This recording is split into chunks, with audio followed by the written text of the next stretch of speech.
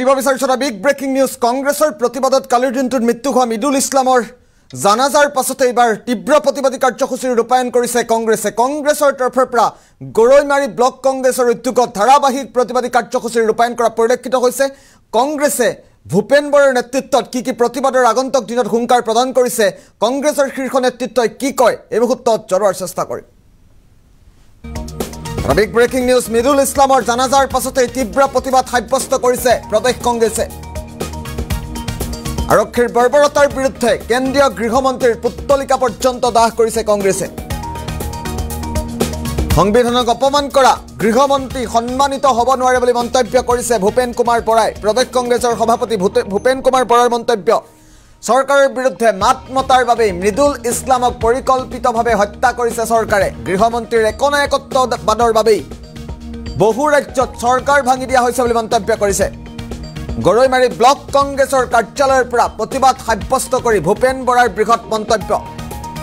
গৰৈমাৰীৰ প্ৰতিবাদী কাৰ্যসূচীত অংশগ্ৰহণ কৰিছে প্ৰদেশ কংগ্ৰেছৰ শীৰ্ষ নেতৃত্বই মৃদুল ইছলামৰ জানাজাৰ পাছতে তীব্ৰ প্ৰতিবাদ সাব্যস্ত কৰিছে কংগ্ৰেছে এটা ডাঙৰ খবৰে মুহূৰ্তত জনোৱাৰ চেষ্টা কৰিছো কংগ্ৰেছৰ তৰফৰ পৰা তীব্ৰ প্ৰতিবাদী কাৰ্যসূচী ৰূপায়ণ কৰা পৰিলক্ষিত হৈছে আমি পুনে পুনে দৃশ্যাংশ মুহূৰ্তত দেখুৱাৰ চেষ্টা কৰিছো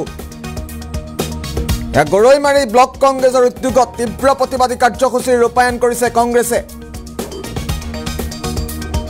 মৃদুল ইছলামৰ জানাজাৰ পাছতে কংগ্ৰেছৰ তীব্ৰ প্ৰতিবাদ কালিৰ দিনটোত যিহেতু মৃদুল ইছলাম নামৰ কংগ্ৰেছৰ নেতাজনৰ মৃত্যু হৈছিল ৰাজভৱন চলো কাৰ্যসূচীত আৰক্ষীৰ কন্দুৱা গেছ সহ্য কৰিব নোৱাৰি উশাহ নিশাহ লোৱাত কষ্ট পায় অৱশেষত মৃত্যুক আঁকোৱালি ল'লে মৃদুল ইছলামে আৰু মৃদুল ইছলামৰ মৃত্যুৰ পাছতে আজি জানাজা অনুষ্ঠিত হৈছে সুন্তলীৰ বাসগৃহত জানাজা সম্পন্ন কৰি তীব্ৰ প্ৰতিবাদী কাৰ্যসূচী ৰূপায়ণ কৰিছে কংগ্ৰেছে আমি দৃশ্যাংশ মুহূৰ্তত দেখুৱাইছো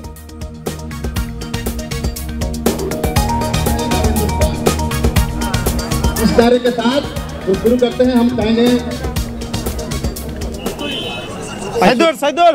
विधायक महोदय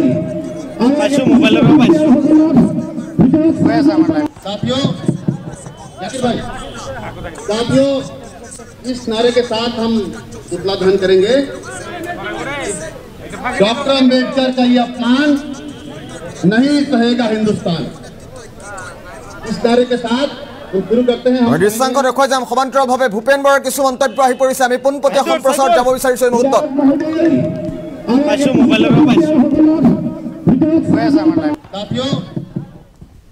গণতন্ত্ৰক কেনেকে তেওঁলোকে খবৰ দিছে কালি আমি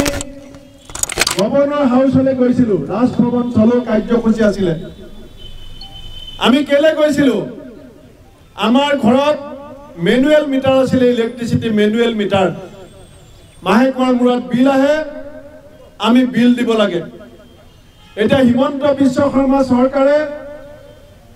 মোদী ডাঙৰীয়াৰ বন্ধু আদানীৰ সৈতে মিলি আমাৰ নিচিনা সাধাৰণ মানুহবিলাকৰ ঘৰত 23,70,000 গাঁৱে গাঁৱে ঘৰে ঘৰে প্ৰিপেইড স্মাৰ্ট মিটাৰ লগাইছে ৰাতি 12টাতো কাটি যাব পাৰে ৰাতিপুৱাও কাটি যাব পাৰে কেতিয়া লাইন কাটি যাব ঠিক নাই আৰু বিল আপুনি 3 গুণ দিব লাগিব কাৰণ চৰকাৰে আমাৰ সাধাৰণ মানুহক লুণ্ঠন কৰিবৰ কাৰণে আমি কেতিয়াও স্মাৰ্ট মিটাৰ বিচৰা নাছিলো জবৰদস্তি আমাৰ ঘৰবিলাকত প্ৰিপেইড স্মাৰ্ট মিটাৰ লগাই আমাৰ পৰা যেনেকৈ লুণ্ঠন কৰিছে আৰু আমাক যিটো হাৰাশাস্তি কৰিছে এই হাৰাশাস্তিৰ বিৰুদ্ধে প্ৰতিবাদ কৰিবৰ কাৰণে আমি গভৰ্ণৰ হাউচলৈ যাওঁতে একে জেগাতে 3টা কন্দুৱা গেছ দি আমাৰ দলৰ নেতা মৃদুল ইছলামক চৰকাৰে পৰিকল্পিতভাৱে হত্যা কৰিছে গণতন্ত্ৰত গণতান্ত্ৰিক আন্দোলন কৰা অধিকাৰ আমাৰ আছে কিন্তু আমাক গণতান্ত্ৰিক আন্দোলন কৰা মানুহবিলাকক ভয় খুৱাবৰ কাৰণে মৃদুল ইছলামক হত্যা কৰি চৰকাৰে আমাক আন্দোলন কৰিবৰ কাৰণে সাহস যাতে নাথাকে তাৰ কাৰণে ভয় খুৱাব বিচাৰিছে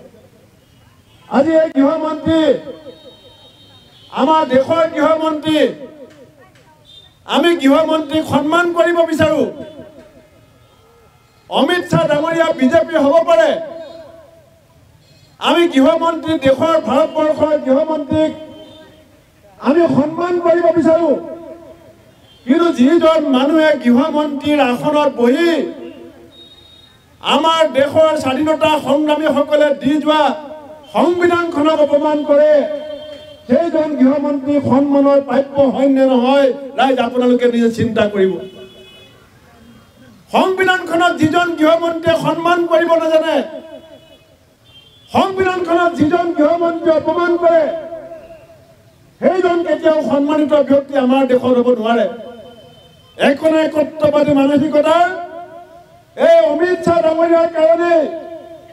আমাৰ দেশত বহুত গণতান্ত্ৰিক চৰকাৰ ভংগ কৰা হৈছে। গোৱাৰ চৰকাৰ ভাঙি দিয়া হৈছিল, অৰুণাচলত চৰকাৰ ভাঙি দিছে, মণিপুৰত চৰকাৰ ভাঙি দিছে, মধ্যপ্ৰদেশত চৰকাৰ ভাঙি দিছে,